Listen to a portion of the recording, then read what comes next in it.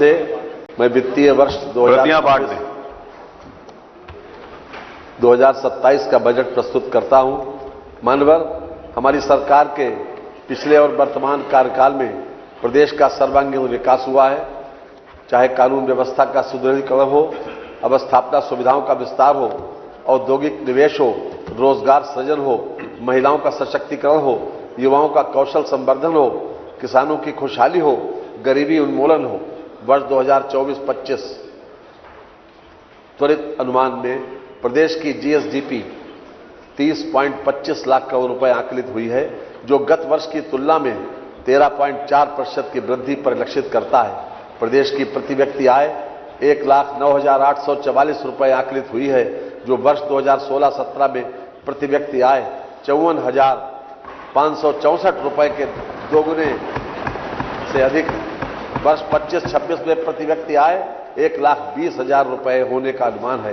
प्रदेश में हम लगभग 6 करोड़ लोगों को बहुआयामी गरीबी से ऊपर उठाने में सफल हुए हैं। बेरोजगारी की दर 2.24% रह गई है।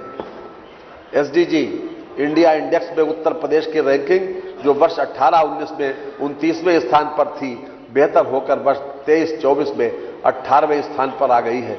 राज्य सरकार द्वारा फरवरी 2024 में चौथे ग्लोबल इन्वेस्टर समिट का सफलतम आयोजन किया गया। अब तक लगभग 50 लाख करोड़ रुपए के एमओयूज हस्ताक्षरित हो चुके हैं, जिनसे लगभग 10 लाख रोजगार का सृजन संभावित है। इनमें से अब तक लगभग 15 लाख करोड़ रुपए के निवेश की लगभग 16,000 से अधिक परियोजनाओं के 4 ग्राउंड ब्रेकिंग सेरेमनी संपन्न हो चुके हैं। उत्तर प्रदेश भारत का सबसे बड़ा मोबाइल फोन विनिर्माण केंद्र है। देश के कुल मोबाइल फोन उत्पादन का 65% उत्पादन प्रदेश में होता है। भारत की 55% इलेक्ट्रॉनिक्स कंपोनेंट इकाइयां प्रदेश में स्थित हैं। प्रदेश का इलेक्ट्रॉनिक्स निर्यात 44,744 करोड़ रुपए तक पहुंच गया है। उद्योग और तकनीक में निवेश के साथ ही प्रदेश में नवाचार को बढ़ावा देने हेतु किए गए प्रयासों के फलस्वरूप उत्तर प्रदेश राज्य को राष्ट्रीय स्तर पर स्टार्टअप रैंकिंग में लीडर श्रेणी की रैंकिंग हासिल हुई है।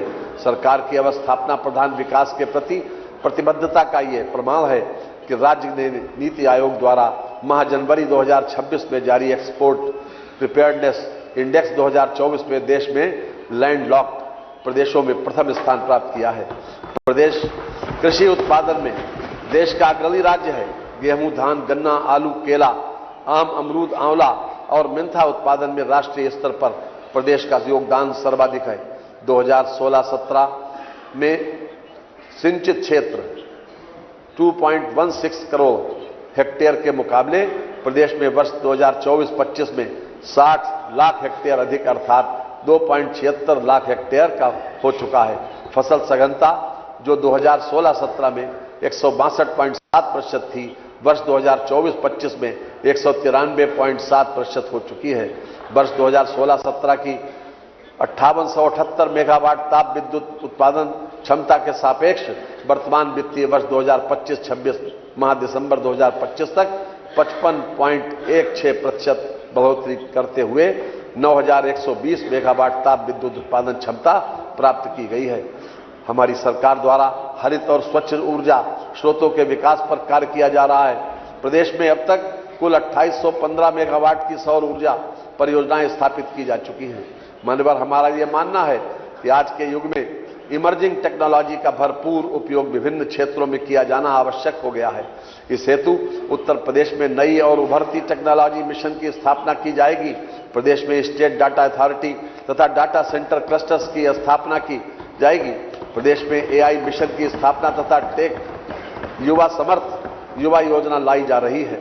सामाजिक क्षेत्र में समस्त सभी वर्गों के लिए योजनाओं के साथ साथ त्वरित व भविष्योन्मुखी विकास हेतु आधुनिक तकनीक तथा एआई के सदुपयोग व प्रदेश में उसके विकास के लिए इकोसिस्टम बनाने के लिए प्रदेश सरकार कार्य कर रही है।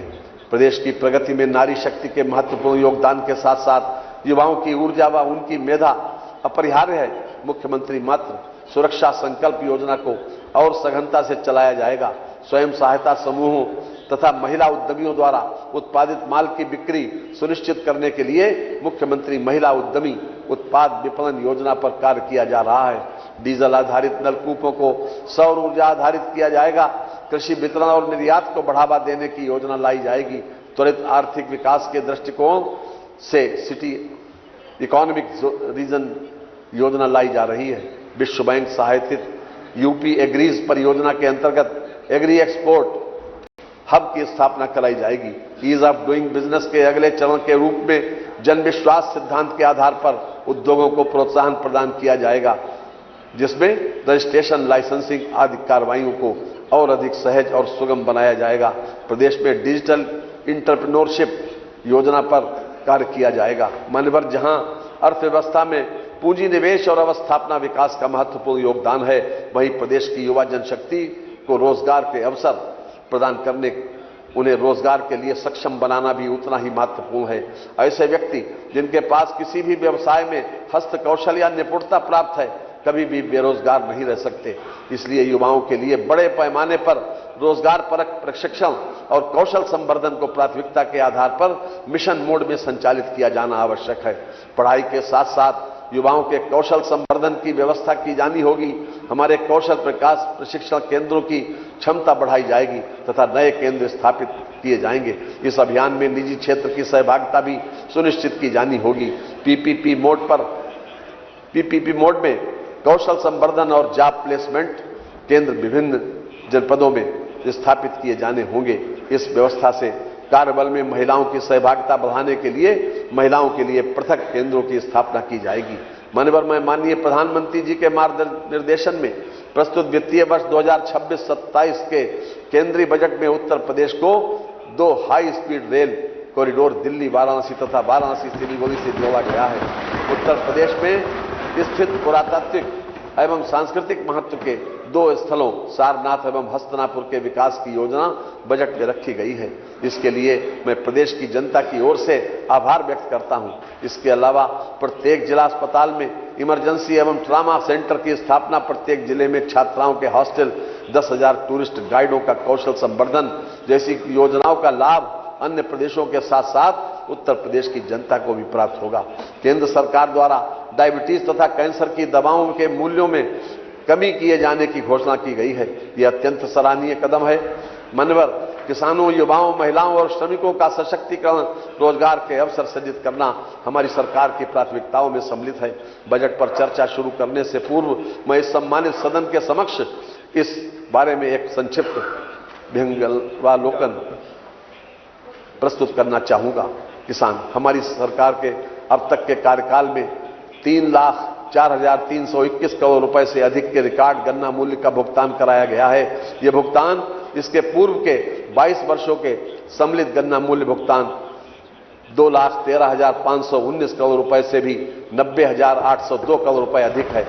पेराई सत्र 2025-26 हेतु गन्ना मूल्य की दरों में 30 रुपए प्रति कुंटल की वृद्धि की गई है। इस बढ़ोतरी से गन्ना किसानों को लगभग 3,000 करोड़ रुपए का अतिरिक्त